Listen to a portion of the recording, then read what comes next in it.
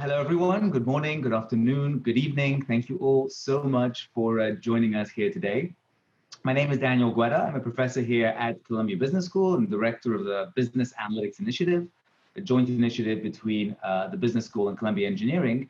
And I teach and research about the ways companies use analytics to drive value and become better versions of themselves. And so it is a true pleasure for me to welcome Stephan Gans, the Chief Insights and Analytics Officer of PepsiCo, for this talk and discussion here today. Prior to joining PepsiCo, Stephan was the Chief Strategy Officer for Interbrand North America. And before that, he was the co-owner and CEO of the global marketing consultancy Effective Brands until it was acquired by WPP in 2014. And he's also worked at Unilever, where he held both brand management and leadership roles in Europe and the US. And so I'm very excited to have him here join us for the next hour to discuss the impact data and analytics have at PepsiCo. So thank you so much for joining us, Stephan. My pleasure, Daniel. So before we get started, just a few points of logistics. If I may direct your attention to the Q&A box at the bottom of your Zoom window. This should now be active, and this is how we're going to handle all questions and answers during the session. I'm going to be monitoring that box throughout our time together today. If a question comes up that's relevant to the discussion as we're talking, I'll try and bring it in and work it into my conversation. But of course, I'll be sure to reserve plenty of time at the end of our conversation to just address any additional questions and answers you might have. So please feel free to use that box to ask early and ask often.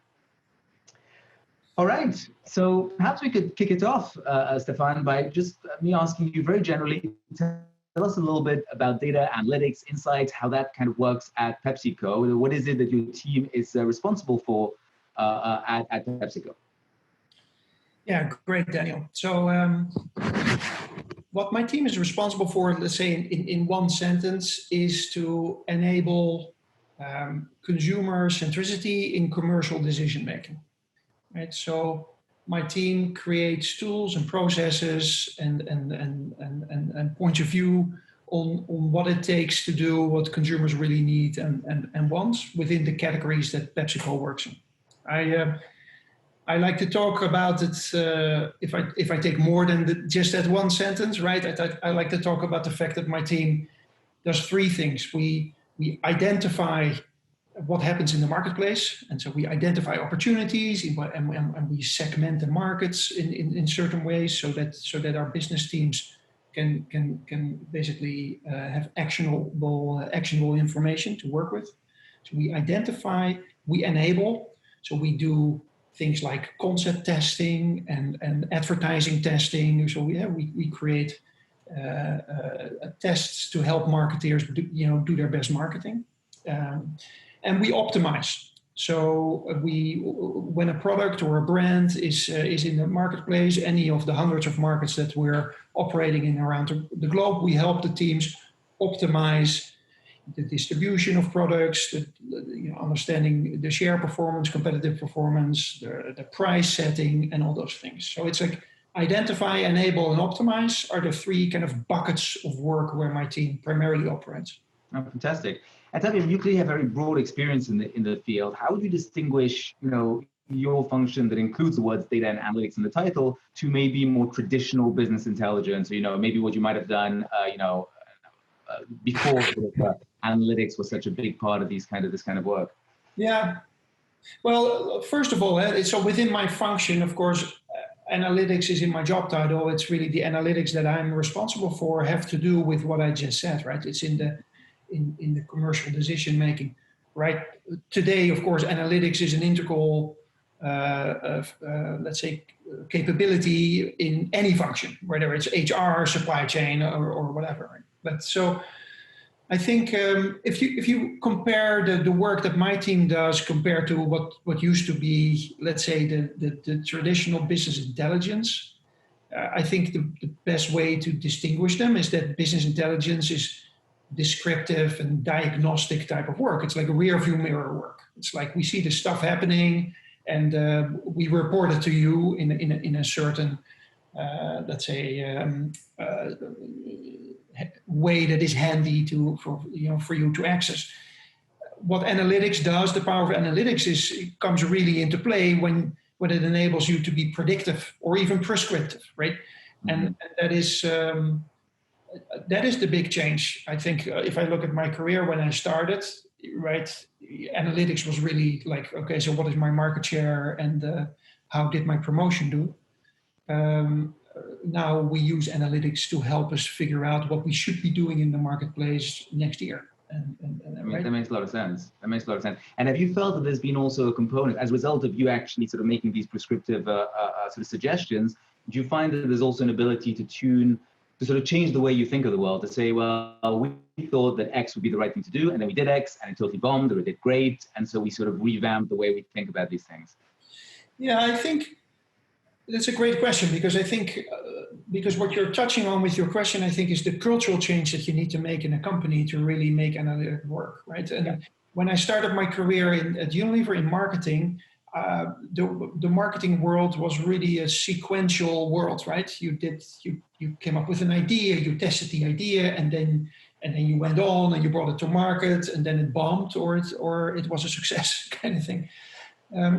That sequential world is completely outdated, right? We now live in a world where, through the power of analytics, we can constantly improve and iterate, and that means that is organizationally, of course, a huge change if you think about something like innovation, but actually, probably an easier example, like advertising, right?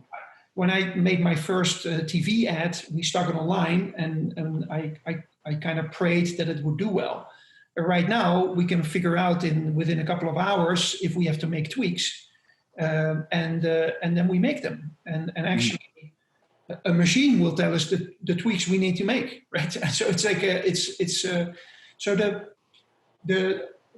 the change from a sequential world to a world of constant optimization is phenomenally powerful to meet consumer needs better and to spend our money more efficiently. Fantastic. And let me ask you, I'd be remiss, and I even see some people in the Q&A have started asking this, PepsiCo is obviously, the product. I mean, you have a tremendous footprint. I'm sure everyone on this call has at least consumed something you've produced. We'd love to hear a little bit, give us some examples. When you talk about this ability to kind of optimize, this ability to really figure out what customers actually want, what's going on in the market using data and analytics, what are some fun ways that PepsiCo has actually used those insights? Yeah, I mean, there's fun ways.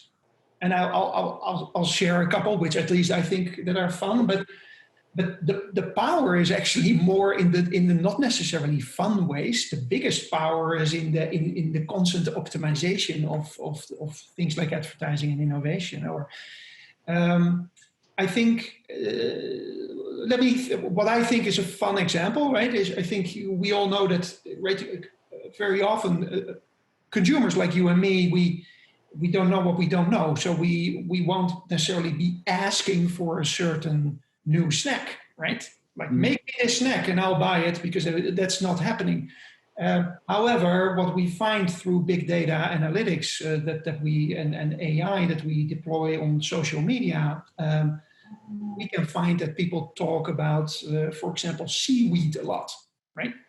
And then and people are starting to use in Western Europe, for example, about a year ago, and people starting to use seaweed increasingly in their cooking routines and in all sorts of dishes, and really paying attention to that and seeing not only that people talk about it a lot, but that it is a trend that our machine tells us that it's going to stick.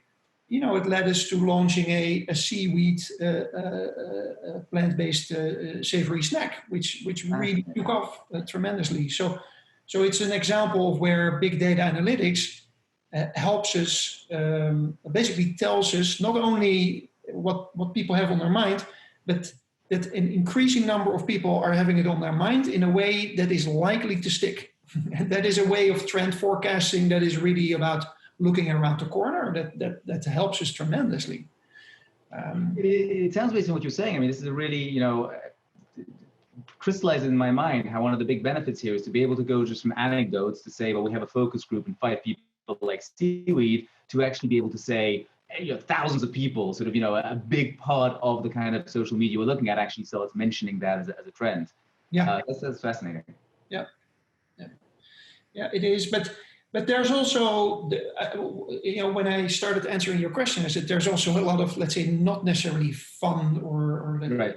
examples, but hugely important for us. For example, I'm thinking of an example of an American retailer that has like 18,000 stores, which is a lot, right? And they came to PepsiCo and they said, we want to build this category with like more, let's say, a more healthy snack type of category. Can you help us build it? And because we have this huge database of households in America, and also we have a huge database of the stores of this particular retailer, we can do a phenomenally powerful prediction of what stores we need to focus on. What are the top 10% stores that we need to really do this based on the type of consumer that lives in the catchment area of that store. Now, that is something, when I started my career again, let's say as recently as 10 years ago, you couldn't really do that with this type of predictability. And so that is incredibly powerful for our business, both for the retailer and for us, right? I see a number of questions here. Actually, the interesting question of so in practice, what are the kinds of data sets you look at? Is it sort of mostly sales data? Are there sort of external data sets you find useful to bring in to come up with these kinds of insights? Yeah, that's an interesting question. I mean, that really depends. And sometimes, for example, this is really a surprising example. It was surprising for me when Corona hit. You can imagine that if in a city like Istanbul or Rio de Janeiro or Mexico City, there are like hundreds of thousands of very small stores, and of course Corona upended everything, and also suddenly traffic patterns changed. Nobody went to the office or to school anymore, so a lot of those stores got in trouble, and other stores suddenly saw many more people. Right. So we were able to just to build an algorithm for that we used in some of those cities that helped us focus the energy of our sales force on the right stores. The right stores meaning those that would need more inventory than we normally would bring to them. And we were able to say these are probably the stores that are going to get in trouble. Let's see how we can help them best. Right. So that is a data, and the data set there was just completely publicly available information from Google and from the local, let's say, municipality, where you can, about traffic patterns, is there a school nearby, is there an office building nearby, and all those things. But that's one example, completely publicly available data set. Other examples are, people that connect with us because they love our brand or they have a question, and they allow us to take their data in our database. We can learn a lot from that, right? And again, with their consent, of course, but we can project their preferences on a broader data set. In between, there's like all these data sets that you can rent or buy, right? And that's basically all big marketers do these days. So it really depends on the specific use case. Have you found it's been, talking about renting and buying these data sets, I agree, it's a growing, certainly a growing market. Do you find it's easy to figure out sort of, whether a data set's going to actually deliver value or not, or is it a very iterative process to figure out, is it going to be worth, the amount I'm going to pay for this? Yeah, that's certainly not easy to figure out. I mean, we have people that are extremely experienced in this. I guess for them it's easy. For me, it's certainly not easy to figure this out. We get a lot of offers constantly from all sorts of companies that offer us data sets that could be credit card companies or insurance companies or whatever. Sometimes that is interesting. Often it's not. At the end of the day, the whole business model of renting and buying data sets from others, that is finite, right? That is not, ultimately you're never going to build a sustainable competitive advantage as a marketer, as long as you're reliant on other people's data. So as PepsiCo, we need, and basically as every brand company, you need to make it interesting for consumers to connect with you, and then allow you to market to you in appropriate ways. That's the challenge, right? Everything else is not really that sustainable. That makes a lot of sense. Let me ask you, since you brought up COVID, I feel, the elephant in every Zoom room these days, one thing that's, I'm very curious about, and the company certainly I've been speaking to and working with in the last few months, models have been thrown completely off kilter, right? Models expect sort of, to do X. Suddenly the entire way we live our lives and the world that exists has changed. Have you found that it's, affected some of the work you do? Has there been anything sort of maybe slightly, thrown off, or has it been mostly stable?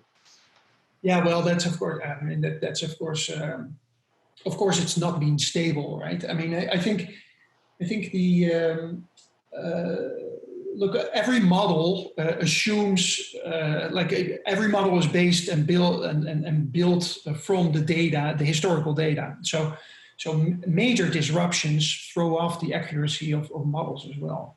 But it's not only the models, right? I think in a lot of let's say segments of the economy or society in general these days, we live in this just-in-time world, right? Because analytics plays such a big role, and everybody has these smart algorithms. So everybody has just enough inventory of everything, whether it's mouse pads or laptops or potato chips, and so a disruption throws off that just-in-time world. And you can simply have the best algorithm, but I think when COVID hit, if you use it's a bit of a cliche, right? But the Maslow pyramid, suddenly everybody's bottom two layers of that pyramid were completely rocked, right? It's about safety, health, and security. Once that happens, everything is up for grabs, and the algorithms that you've built based on historical data, you just have to throw them out of the window, revise them, and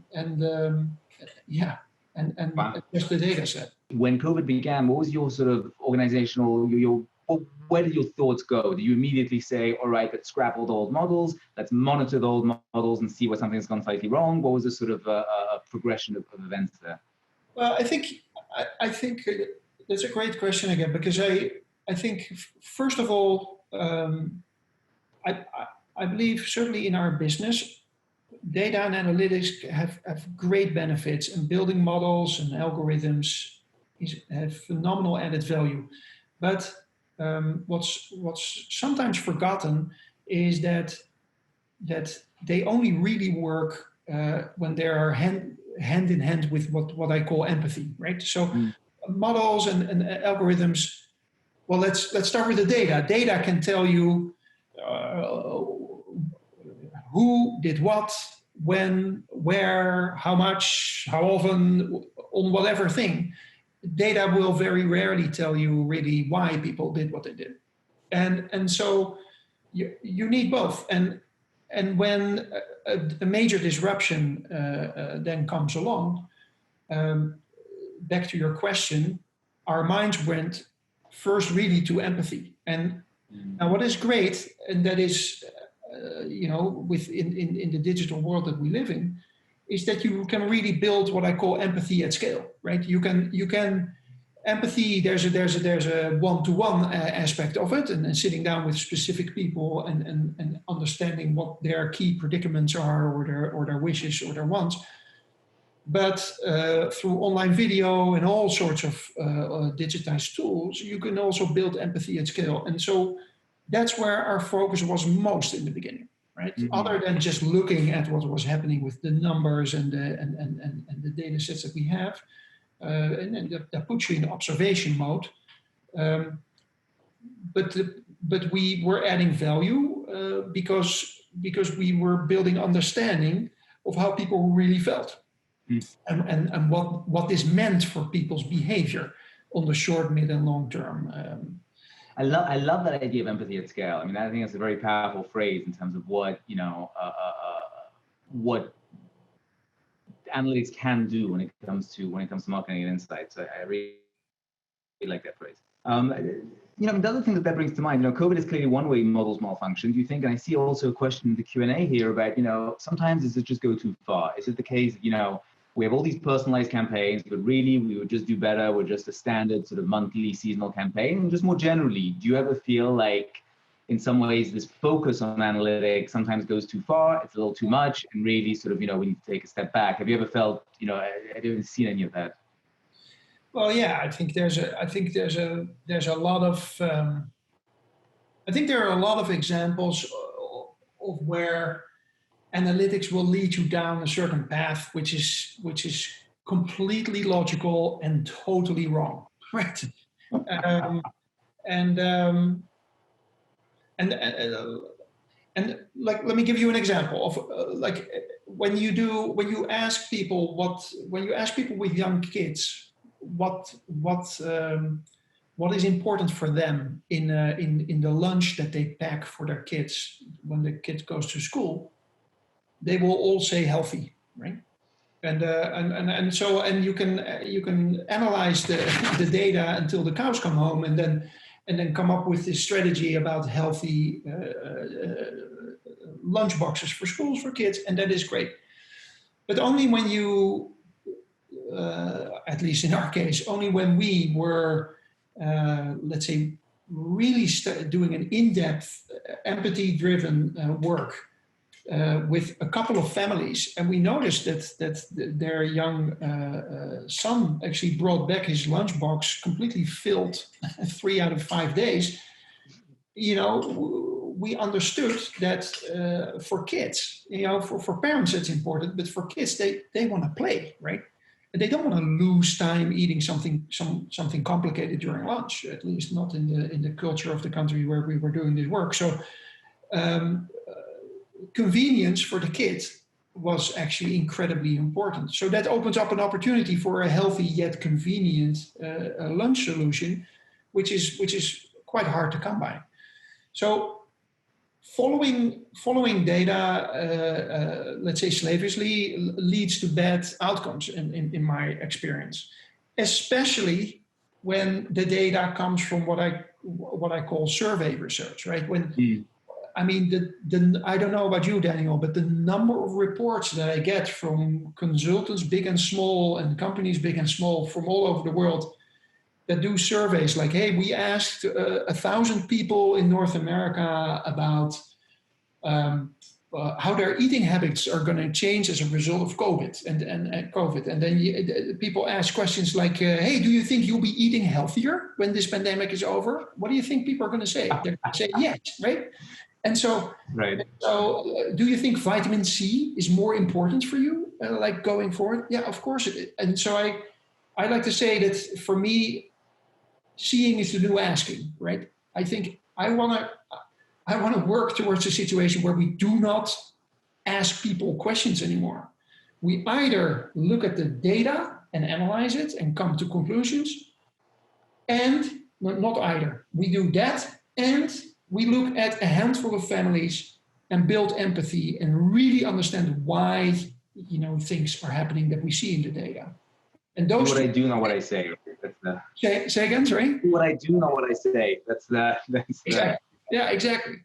So it's like that's why I'm seeing is the new asking. Looking at the data and looking at actual people. Asking questions leads to fraud outcomes 9 out of 10 times. But in some ways, I mean, it takes a really sort of, in some ways, it takes a lot of willpower, I think, to do what you're saying, in the sense that what I've observed and something I rail against quite often is this idea that if something comes out from data, if something comes out from a model, suddenly people look at it as if it came down sort of, on a cloud from heavens or something that's sort of, written in tablets of stone. How do you find, I mean, it does take quite some discipline to say, well, we have sort of all this data, but we think there might be something off here. Let's sort of, go further into it. Have you found that at all, or perhaps not in your? No. I would find that, but I find more resistance of the opposite sort actually in our company, where for example, a lot of marketeers look at data and analytics as the enemy of creativity, right? And like and that is a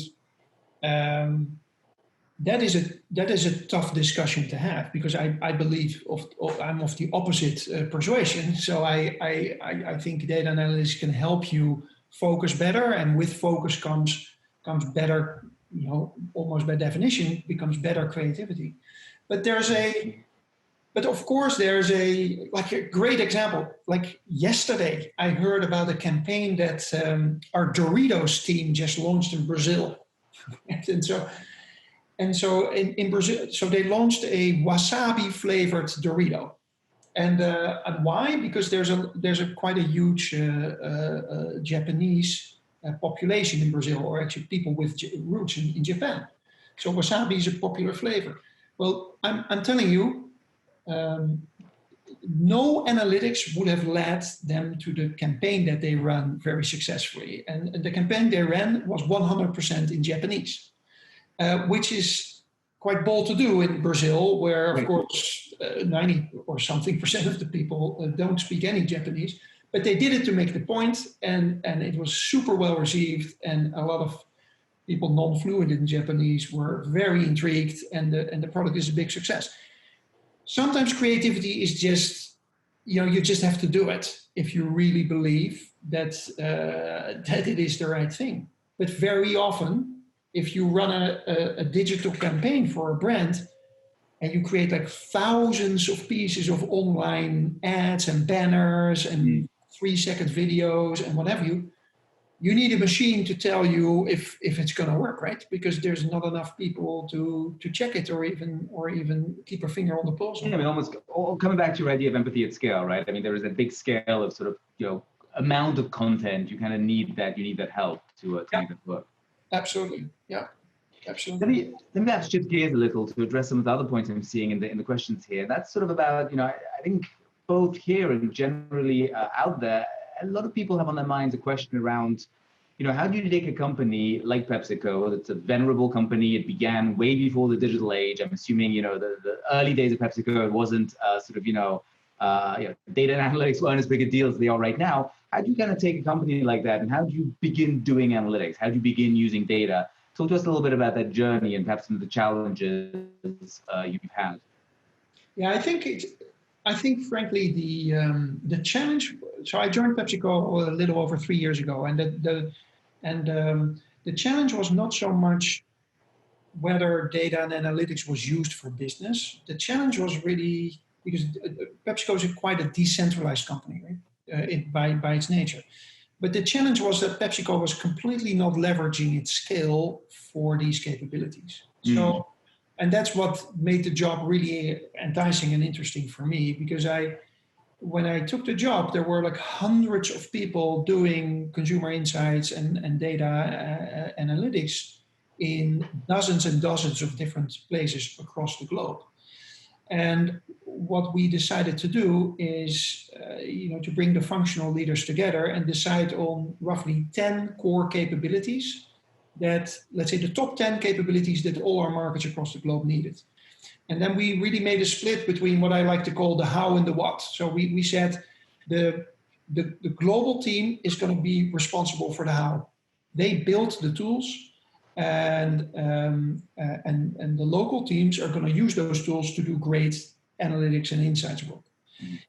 And then what we did is we created for each of those 10 priority tools, we partnered up with technology companies and in some cases with big data analytics companies when it came to trend forecasting, for example. And we built complete rock star, top of the bill, super fast, agile, relatively very cheap solutions that the markets could have never come up with or could have never developed on their own, even our bigger markets. But that because we leveraged the scale of all of PepsiCo, we were able to do that now ourselves. And now over the years, you see this split where the whole of PepsiCo Insights and Analytics is working more and more with these globally standardized digital tools.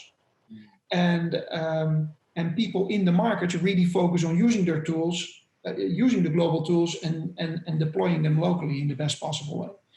So that is the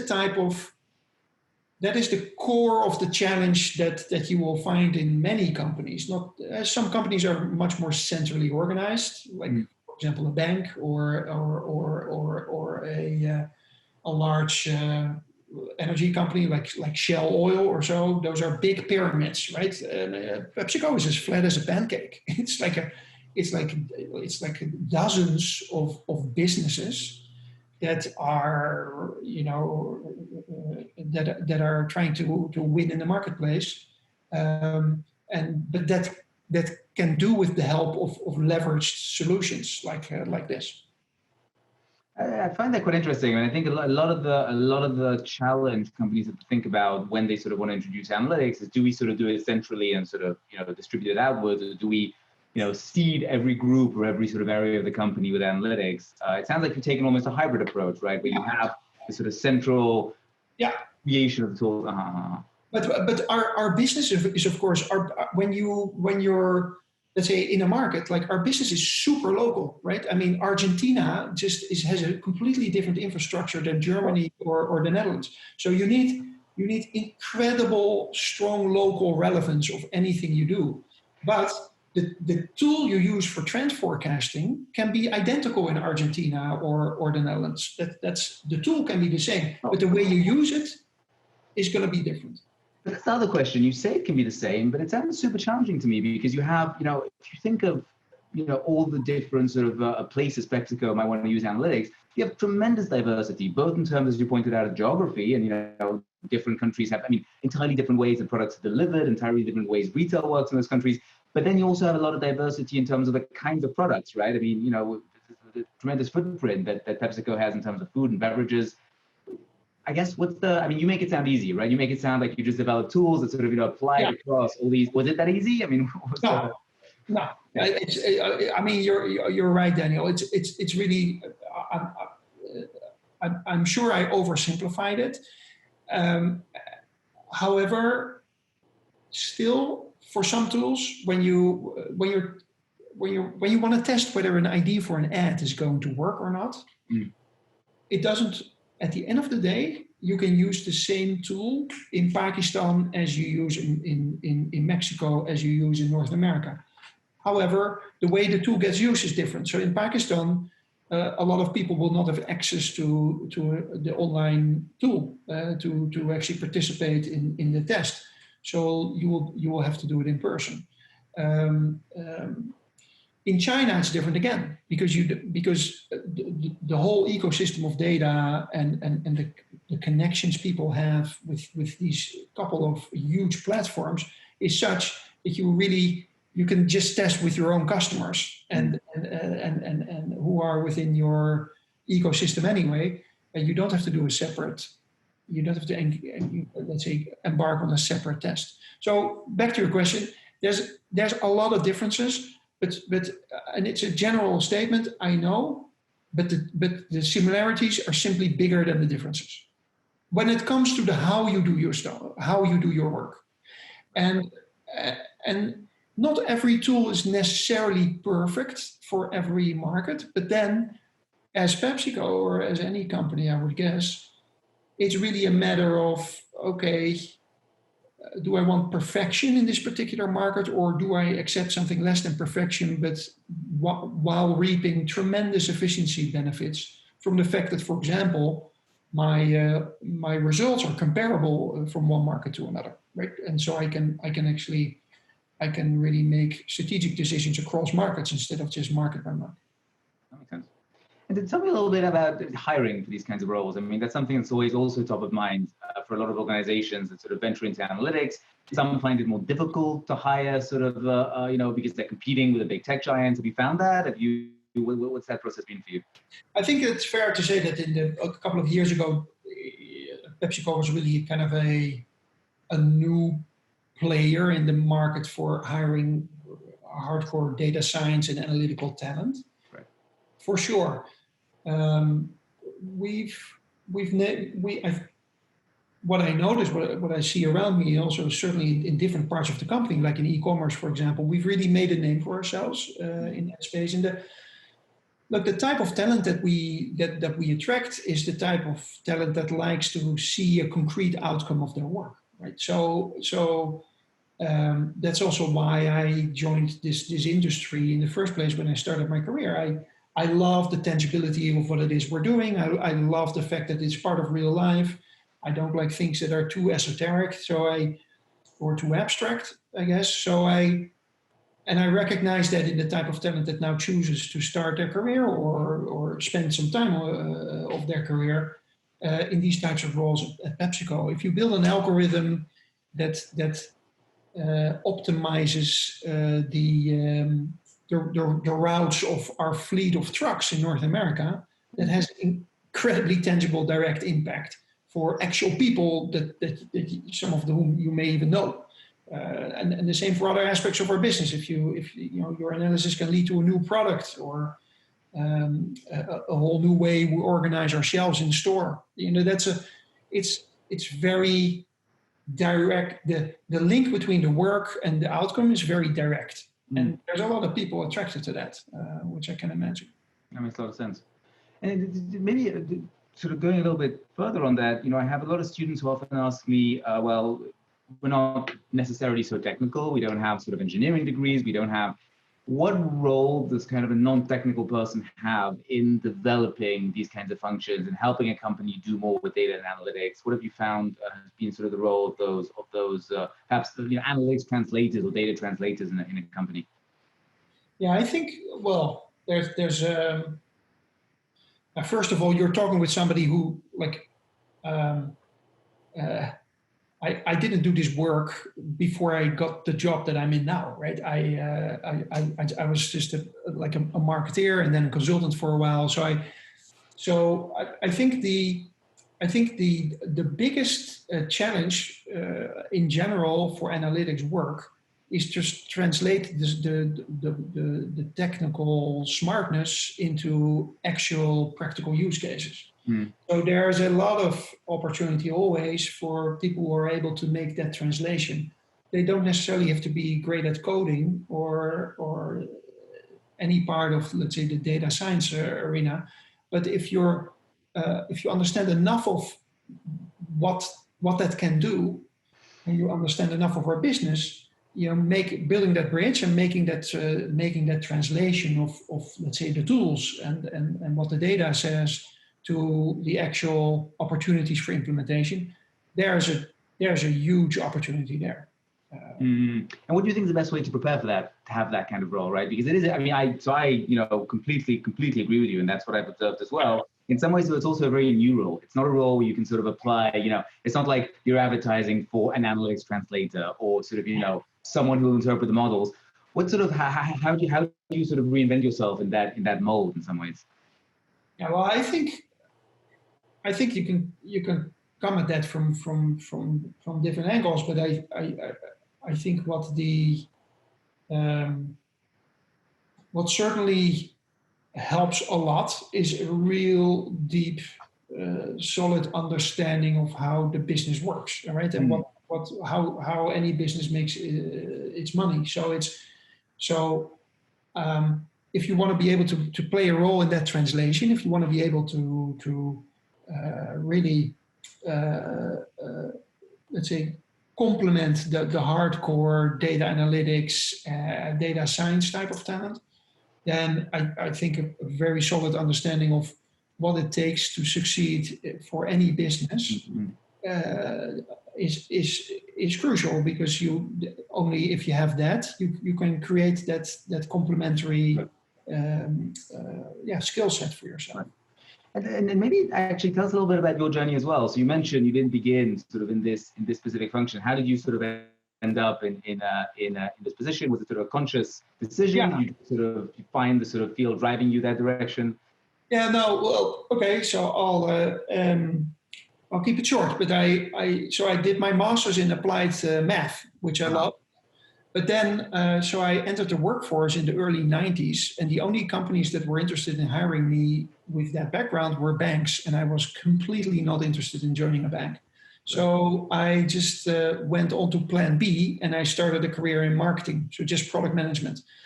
And I feel like for roughly 2 decades, I didn't do anything with what I learned at the university until I got into this job. And the reason PepsiCo, I don't know all the reasons, I guess, but I guess the reason why PepsiCo chose me for this job is because they were looking for somebody who was able to galvanize this function along the lines of what I said earlier, right? About really leveraging PepsiCo's scale in this space instead of having all these dozens and dozens of local initiatives all over the world. So I have experience with that as a marketer and as a consultant. And then PepsiCo said, okay, so we need for this function to come together. And you seem to be somebody with enough, let's say, interest in and empathy for the content of the insights and analytics work. So how about it?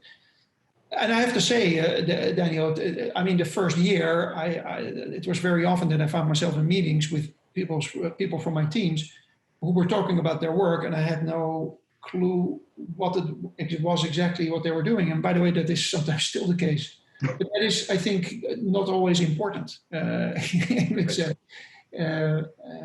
So at least, so that was my journey. And I think actually I'm a pretty good example of somebody that I talked about earlier, somebody who really focused on making a career in marketing and general business, which enables me now to see the opportunities where analytics can really add value.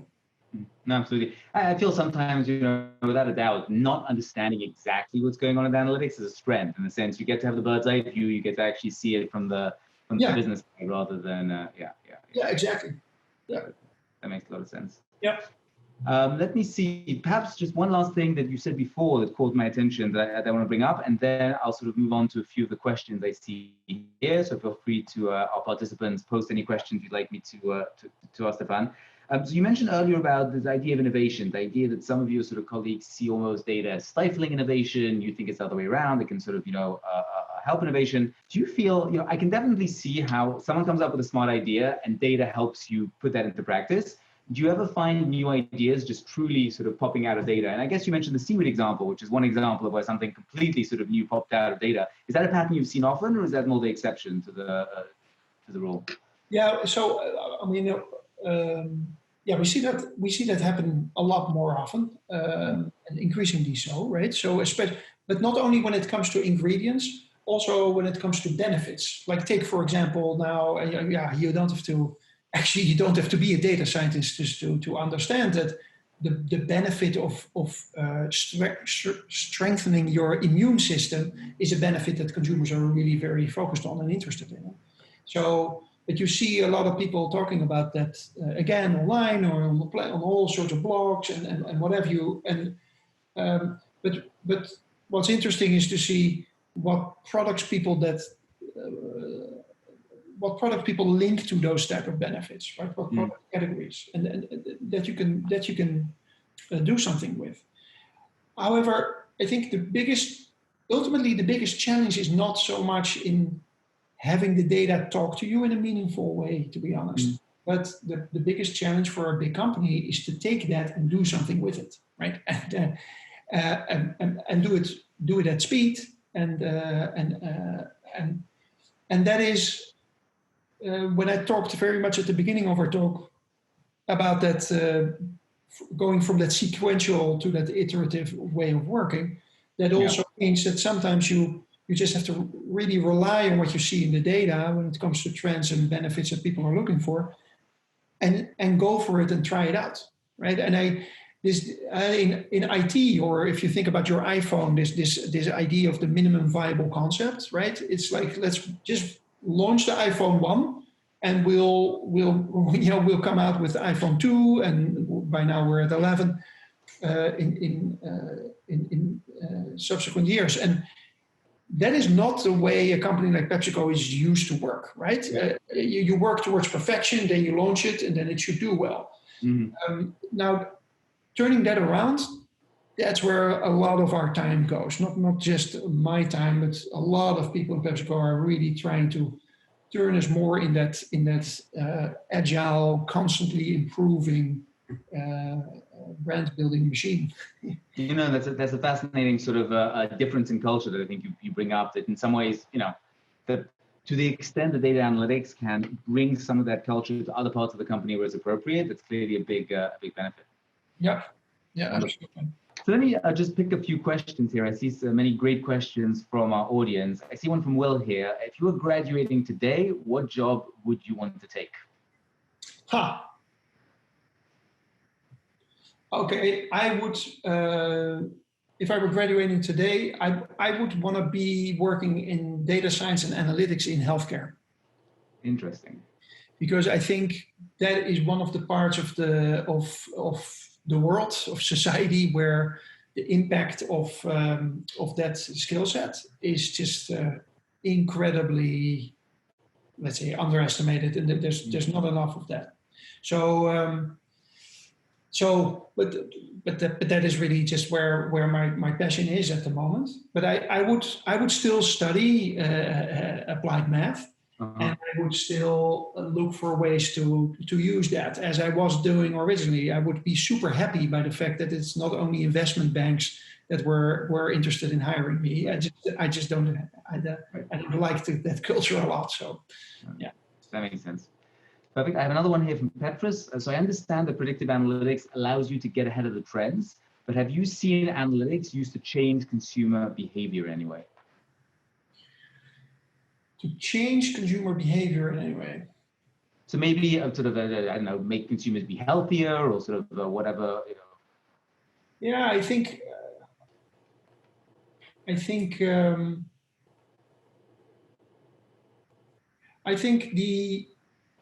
the place in my business, I can think of a lot of examples in other areas of the economy, like in transport or in healthcare for that matter. But in my world, I would see that in the e-commerce primarily, right?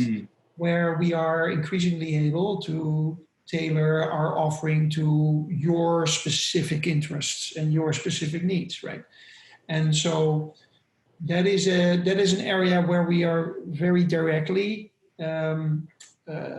also helping consumers use e-commerce in the most advantageous way, and not always e-commerce as in like Amazon does it, like you order something and it gets dropped off at your front door, but particularly the e-commerce with our retail partners where you can order and pick up, right? And so that is where analytics is incredibly helpful to just make it easy, and especially relevant in this COVID era, making it easy for people to go through that process, order at a particular, their groceries are ready for them at a very predictable moment that is convenient for them and fitting in their life. That is phenomenally powerful. And so you find using analytics, for example, could maybe affect, show someone an item they might need more, affect how they shop and so on? Yeah, absolutely. And so, look, at the end of the day, if I've got, of course, experimenting with these machines in my house, right? With like Alexa from Amazon. Thank you, Stephan. You just activated mine. Let me. Oh yeah. But if I say, "Hey Alexa, I ran out of dog food," right? I mean, it shows up 48 hours later, and analytics play a crucial role in that. I mean, that is something. So making. Let's say bringing the power of that new way of getting your hand on the products and the brands that you want, that there's a lot of analytics and data science happening there that behind the scenes that are just enabling consumers to change their behavior when it comes to the way they shop. Yeah. Wonderful. A question from Helen here. 2020 is an unusual year, very understated. To what extent will 2020 influence the organizational data analytics models in future years, especially when used for historical data and so on and so forth? Yeah, I think the in a couple of ways, but I think a key way in which it will change the way many big companies work is in the fact that we are forced to make sure that our models and the way, even the way we're organized, are sufficiently agile to deal with a major disruption like this. I mean, that is so there's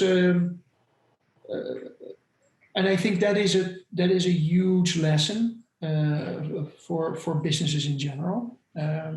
I referred earlier when I talked about that Gatorade example about this just-in-time economy. So that's also how a company internally works as well. We have exactly enough capacity to produce exactly enough of this particular product. We have exactly enough people to do exactly enough of the right kind of work in exactly the right place. So I think pretty early on, we had quite a number of interactions between me and my peers in the commercial organization where we said, okay, hey, do you have a couple of people that I can borrow to do more of this specific analytics work in e-commerce, for example? And we did, right? Because at that time, for example, the food service team was not that busy because unfortunately the food service world had largely shut down. Right? Of course. And so you're like, that kind of organizational agility coupled with the fact that we're all working from home, of course, like in any company, in any organization. So like these distributed ways of working, and that is changing the way we resource and hence also the way we build these capabilities quite significantly. And so would you say on balance, if you think, that this year we've been going through, do you think it's made analytics more useful and sort of, has it resulted in a more positive outlook for how analytics is going to be used, or more negative outlook in terms of what how people are going to think about it going forward? Yeah, I think there's a whole lot of use cases now where more and more people see that analytics can really bring a lot of benefit.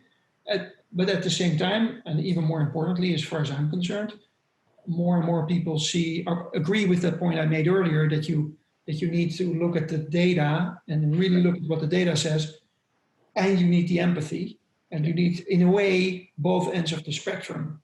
Forget the say-do gap, right? That is so applicable to any survey outcome, and that I talked about earlier as well. Just don't rely on that. That is largely a waste of time.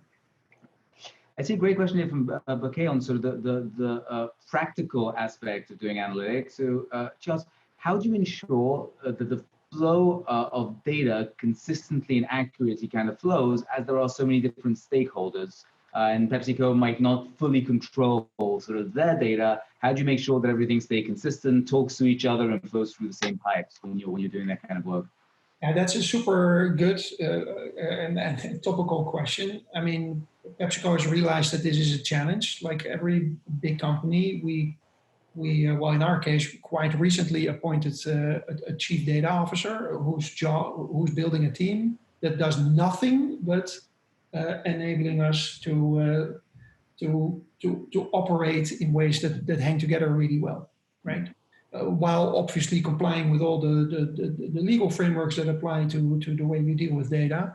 But so that is also PepsiCo, or you could arguably say even a company like PepsiCo really needs a whole function that looks after that right now, because and I'm not only talking, by the way, about consumer data, but think about the amount of data that a factory creates and what you can and in many ways should do with that, or let's say the entire supply chain. Think about things like sustainability and about making sure that we source only a very specific ingredient, and the amount of data that is implied with making sure that is under control and that we're on spec. That's massive and massively important. I mean, do you see that problem getting sort of better over time or worse, in the sense that, on the one hand, people are getting better at storing data in sort of reasonable formats and standardized formats. On the other hand, the kinds of data is constantly growing and there's constantly new kinds and new ways. Do you imagine this will always be a problem, or do you imagine, there's a time X years from now when, everything just talks to each other pretty seamlessly? What direction do you see it going? Yeah, I'm of the latter persuasion. So I really believe that, and I noticed this. We're now building, for example, a new knowledge management platform, and very like contrary to the way that was in the past, where you really had to be super careful about the way you did that, the language you used, and the tech you used. You had to be super careful if things were able to talk to each other. That's the starting point. So we are only building things. We're only building functionality that can talk to other functionality that we currently have or that we expect to be having in the not too distant future.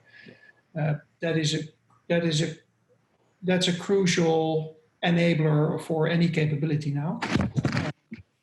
But so generally speaking, I think this is going to be all right. Sticking with your question. Good. Well, I think we're coming to time, and this is a perfect, hopeful note to end on. That the annoying parts of data analytics, where we have to clean and bring everything together, are going to be less of a problem in the future. I certainly hope so. Stephan, I can't tell you how grateful we are that you took this time to sort of talk with me and make the conversation fascinating. Thank you to our audience for being so engaged with your questions and putting some fantastic questions out there. And I hope you have a wonderful rest of the day, rest of the week, and that we'll be able to do events like this in person very soon, hopefully all together. Thank you so much, Stephan. Thanks, mutual. Great to do this, Daniel. Thanks. Wonderful. Cheers.